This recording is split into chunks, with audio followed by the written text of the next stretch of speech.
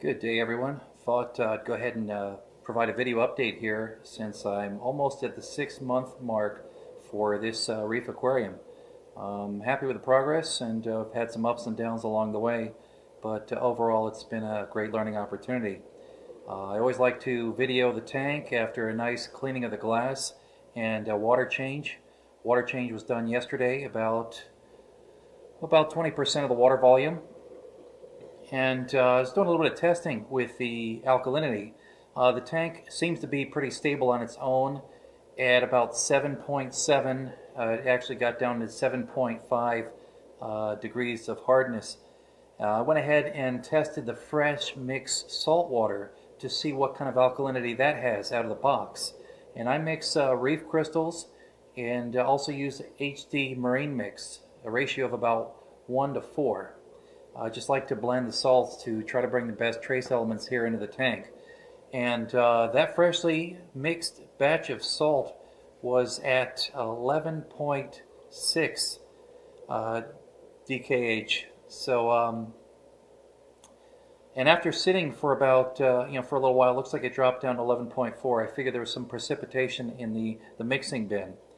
But after the water change, 20% water volume, the alkalinity is at 8.4, and 24 hours later, or today, it's still at 8.4. That's at a specific gravity of about 1.025.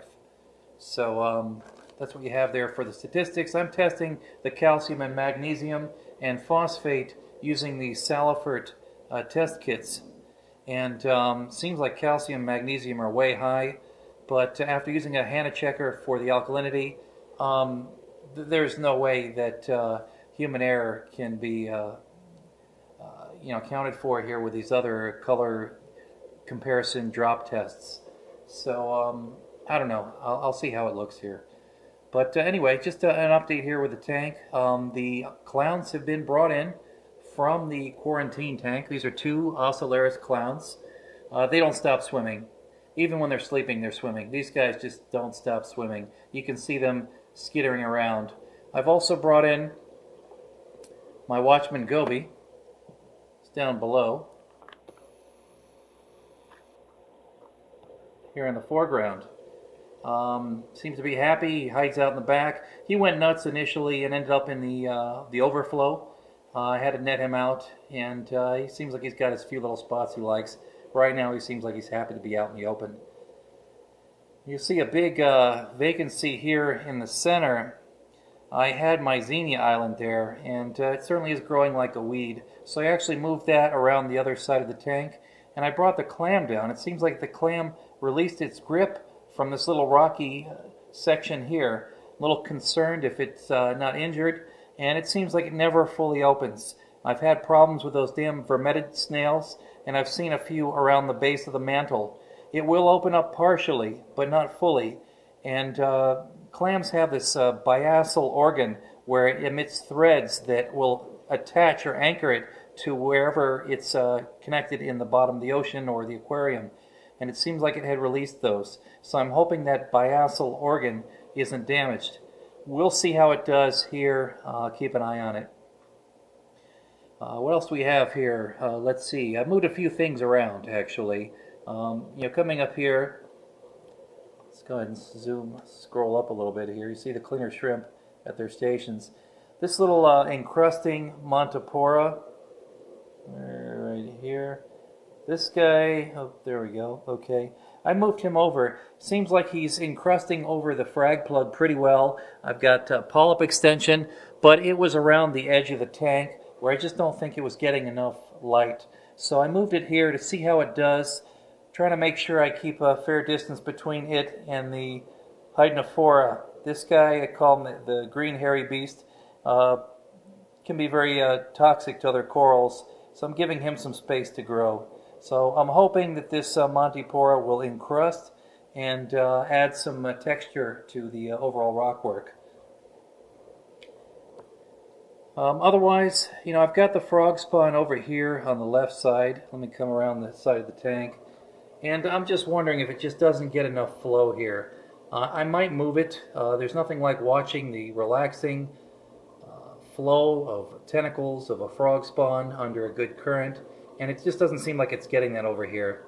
I was hoping that maybe the clowns would host within it, but these guys are tank raised, so they have no clue. We'll see what to do there over time. Got my first little aptasia. You can see it right about the center here. I've tried a few different techniques to get rid of this sucker, including lemon juice and scalding hot water. Seems like it retreats for a while and then it comes back out. I've heard about the laser beam technique to just burn them, or some kalkwasser, so I'll try one of the two. I don't see any other aptasia anywhere, but I know these guys are pests and I certainly don't want it around.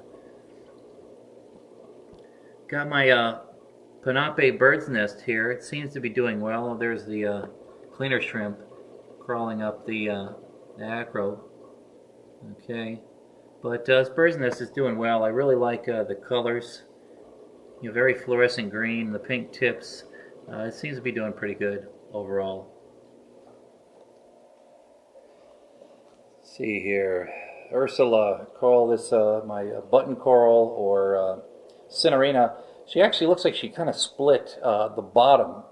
Can't see it very well from this angle, but it looks like part of her tissue kind of split a little bit, and you can see that part of her is flapping up a little bit. But nonetheless, she seems to be doing okay. So I haven't heard of these guys budding or reproducing or propagating in aquariums, so hopefully she's alright. You know, my rock anemone, this sucker here, it's wandered around. It likes to see around the base or hang out around the base of the toadstools. Doesn't seem like there's any irritation that it's stinging the toadstool. I'm not noticing any tissue slewing or anything like that. It seems to be happy here. I'm not going to argue with it, but I just don't want it to start wandering off on its own again. So I think it's alright. I've also got this montipora deen.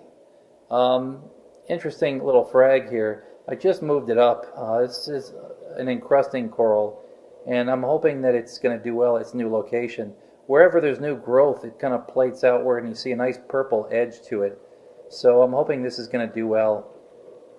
And right beside it is my Duncan, and there you see the little baby or the new polyp forming on the edge of the Duncan. So happy about that too. And here is where I've relegated my xenia to, over here on the right side of the tank.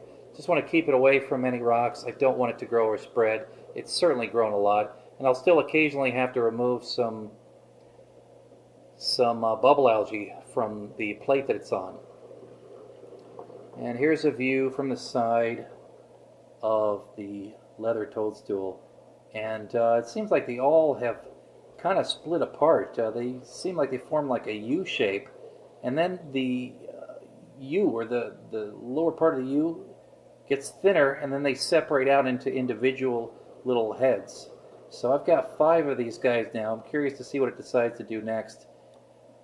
I do find that it really enjoys reef plankton. If I take a cube of reef plankton, thaw it out, and disperse it in the tank, it seems like every single polyp will grab like a fist a little piece of reef plankton out of the water column and then retract. And that's kind of neat to watch. Here we've got my torch. This little plug here is where my yellow wrasse will go to sleep every night. It'll bury itself underneath that little frag plug. And here we've got where I've moved my hyacinth bird's nest. I figure let me give it a spot where it gets more flow, and it's going to certainly get the flow directly from the MP10. Hoping it's not too direct. I'm seeing some polyp extension, but it seems like it's very pale here, and I was hoping it would be more of a pinkish overall. Just want to see how this thing does here. I just located it here yesterday.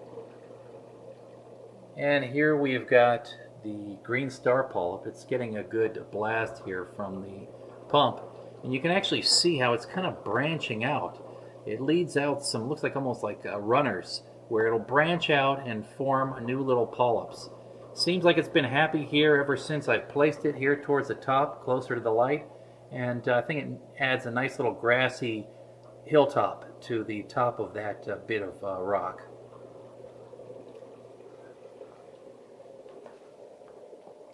So that's what we've got here after 6 months and lots of additions.